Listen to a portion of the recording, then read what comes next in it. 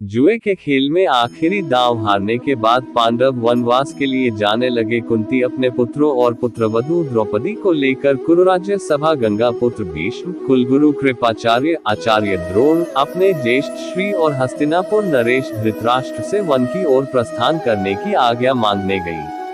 कुंती चाहती तो बिना आज्ञा लिए अपने परिवार के साथ वनवास के लिए प्रस्थान कर सकती थी, परंतु वो राज्यसभा में सभी को ये जताने आती है जो पांडवों के साथ हुआ उससे हस्तिनापुर का सिंहासन अपमानित हुआ है। राज्यसभा में सिर्फ दुर्योधन और शकुनी ही प्रसन्न है, बाकी सब नजरें झुकाकर कुंती और पांडवों की प्रतीक्षा कर रहे हैं। कुंती अपने पुत्रों और द्रौपदी के साथ राज्यसभा में वनवास जाने से पहले सबकी आज्ञा लेने आती है।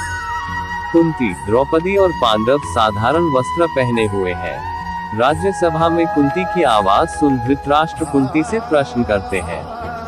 इस पर कुंती कहती है कि जिस राजभवन में उसकी कुलवधू का वस्त्रहरण हुआ उस राजभवन में रहना एक क्षत्राणी को शोभा नहीं देता। तभी विदुर आगे आता है और अपनी भाभी कुंती से निवेदन करते हैं कि वो उसकी कुटिया में रहकर उसे सम्मानित करे। वो युधिष्ठिर को भी समझाते हैं और युधिष्ठिर काकाश्री की बात मानकर अपने भाइयों और द्रौपदी की तरफ से सभी को प्रणाम करके वन जाने की आज्ञा लेता है। कुंती रोने लगती है। अर्जुन मां कुंती को वचन देता है, अज्ञातवास के उपरांत हम अवश्य लौटेंगे। पांचों पांडव और द्रौपदी कुंती का आशीर्वाद लेते हैं और वो वन की ओर चले जाते हैं। कहते हैं समय चक्र चलने लगता है। पांचों पांडव और द्रौपदी वन भटकते हैं। सभी मिलकर अपने लिए कुटिया बनाते हैं। धृतराष्ट्र ने विदुर को हस्तिनापुर से निकाला। वहां हस्तिनापुर में भीष्म ने अपने कक्ष में अंधेरा कर रखा है। तभी वहां विदुर आते हैं और भीष्म उनसे प्रार्थना करते हैं, पूरे हस्तिनापुर में जो अंधकार आने वाला है उसे रोक लो। विदुर विवश होकर कहता है, मैंने प्रयत्न तो बहुत किया पर असफल हो गया है। विदुर की बातें सुनकर भीष्म उसे धृतराष्ट्र के पास ये संदेश लेकर भेजते हैं कि पांडवों को 13 दिन हो गए हैं वनवास गए और कुछ परिस्थितियों में 13 दिनों को 13 वर्ष गिना जा सकता है। और अगर दुर्योधन के कहने पर धृतराष्ट्र ना माने तो भीष्म विदुर को हठ करने को कहते हैं। भीष्म की आज्ञा लेकर विदुर धृतराष्ट्र के पास आते हैं और कहते हैं कि पांडव वनवास के आज 13 दिन हो गए हैं और शास्त्रों के अनुसार विशेष स्थिति में 13 दिन 13 वर्ष के बराबर माने जाते हैं। इसलिए महाराज, यदि आप किसी दूत को भेजकर उन्हें यहाँ वापस बुलवा ले। ये सुनकर धृतराष्ट्र को गुस्सा आता है, क्योंकि उन्हें डर है कि उनके वापस आने पर दुर्योधन आत्महत्या कर लेगा। और क्रोध में आकर धृतराष्ट्र विदुर को ये तक कह देते हैं कि अगर तुम्हें पांडव इतने अच्छे लगते हैं तो तुम भी जाओ उनके पास। ये सुनकर विदुर का दिल टूट गया। गांधारी धृतराष्ट्र को समझाने की कोशिश भी करती है, लेकिन वो युद्ध के डर से तैयार नहीं होते। विदुर धृतराष्ट्र की आज्ञा लिए बिना ही वहां से चले जाते हैं।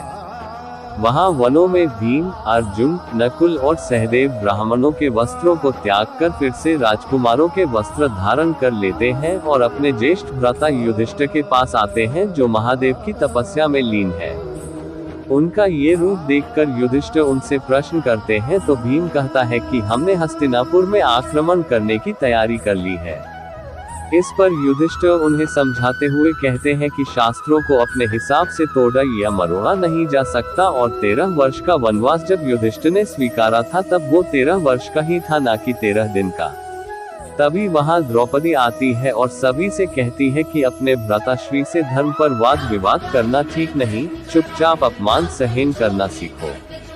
द्रौपदी की बात सुनकर युधिष्ठिर भी कहते हैं कि उन्होंने अपनी गलती स्वीकार की है और उसका प्रायश्चित किए बिना वो शस्त्र नहीं उठा सकते। साथ ही वो अपने भाइयों को ये भी कहते हैं कि इस वनवास पर उन्हें आने की जरूरत ही नहीं थी, इसलिए वो जा सकते हैं। लेकिन अर्जुन और बाकी पांडव कभी अपने भाई को अकेले छोड़ नहीं सकते। तभी वहां रथों और सेनाओं के साथ वहां द्रौपदी का भाई धृष्टद्युम्न आता है, जो बताता है कि उसकी सेना इंद्रप्रस्थ के ध्वज के नीचे हस्तिनापुर में आक्रमण करने जा रही है।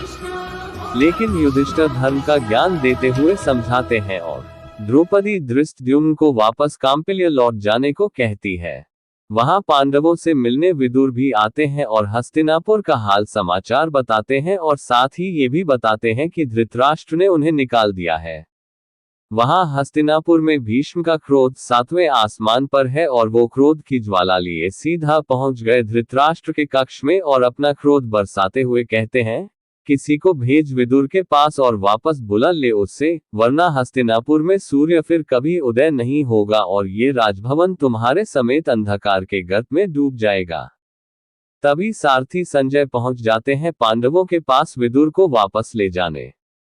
महाराज की आज्ञा का पालन करते हुए विदुर को वापस हस्तिनापुर के लिए रवाना होना ही पड़ता है, लेकिन भीम विदुर के साथ दुर्योधन के लिए संदेश भी भेजता है जिसमें वो ये कहता है कि 13वें वर्ष के समाप्त होते ही वो दुर्योधन की जंघा तोड़ने और दुशासन की छाती का लहू लेने अवश्य आएगा।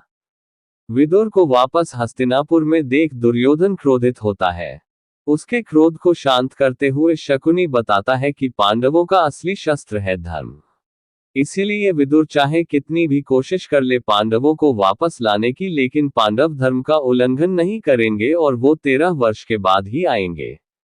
महर्षि वेदव्यास हस्तिनापुर आते हैं और धृतराष्ट्र को बताते हैं कि पांडु पुत्रों के साथ जो कुछ भी हुआ वो ठीक नहीं हुआ और उनके साथ हुए अन्याय का भुगतान धृतराष्ट्र को ही करना होगा।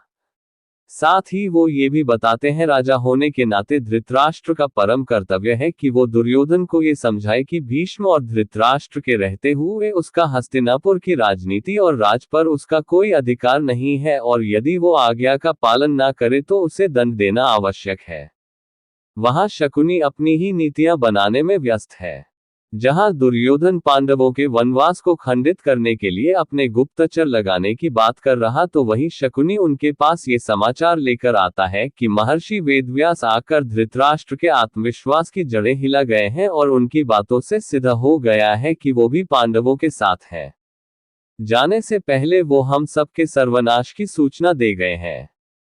लेकिन शकुनी बिना डरे नई नीति बनता है और दुर्योधन, दुशासन और कर्ण को पांडवों का शिकार करने को कहता है। कुलगुरु कृपाचार्य भी भीष्म के कक्ष में आते हैं और अपनी विवशता पर दुख व्यक्त करते हैं। साथ ही ये भी बताते हैं कि शकुनी ने दुर्योधन को आखेट के लिए भेजा है और पांडवों के पास ही पड़ाव डालने को कहा है। दुर्योधन ने शकुनी मामा के कहे अनुसार पांडवों की कुटिया के निकट ही अपना पड़ाव डाल लिया है, जिसे देख भीम के अंदर क्रोध की ज्वाला दहक गई। अपनी कुटिया में वापस आकर भीम अर्जुन के सामने अपना क्रोध व्यक्त करता है। युधिष्ठिर आकर दोनों का क्रोध शांत करते हैं और सही समय का इंतजार करने को कहते हैं। वहां दुर्योधन, कर्ण और दुशासन अपने पड़ाव में मदिरा पान करते हुए पांडवों के रहन सहन का खूब मजाक उड़ाते हैं। अगले दिन वन में दुर्योधन एक सुंदर स्त्री को देखकर उसकी तरफ लपकता है। तभी वो स्त्री अपना परिचय देती है कि वो गंधर्व की राजकुमारी है। ये सुनकर भी दुर्योधन अपनी बुरी नीयत रखता है और उसे अपना परिचय देते हुए उस राजकुमारी को रात्रि में अपने शिविर में बुलाता है। राजकुमारी रोते हुए अपने भाई को दुर्योधन का कुकर्म बताती है। इस पर सभी गंधर्व दुर्योधन के आखेट पर हमला बोल देते हैं और दुर्योधन को बंदी बना लेते हैं। वहां गंधर्वों की पंचायत भी आ जाती है दुर्योधन को दंड देने। दुर्योधन का सेनापति दौड़ा दौड़ा सीधा युधिष्ठिर के पास आता है और सहायता करने को कहता है। ये सुनकर युधिष्ठिर, भीम और अर्जुन को दुर्योधन की मदद करने को कहता है। पहले तो दोनों मना करते हैं, लेकिन ना चाहते हुए भी दोनों भ्राताश्री की आज्ञा का पालन करते हैं और दुर्योधन की मदद करने आते हैं। यहाँ दुर्योधन के दुर्व्यवहार को देखते हुए गंधर्व की पंचायत दुर्योधन को मृत्यु दंड देती है।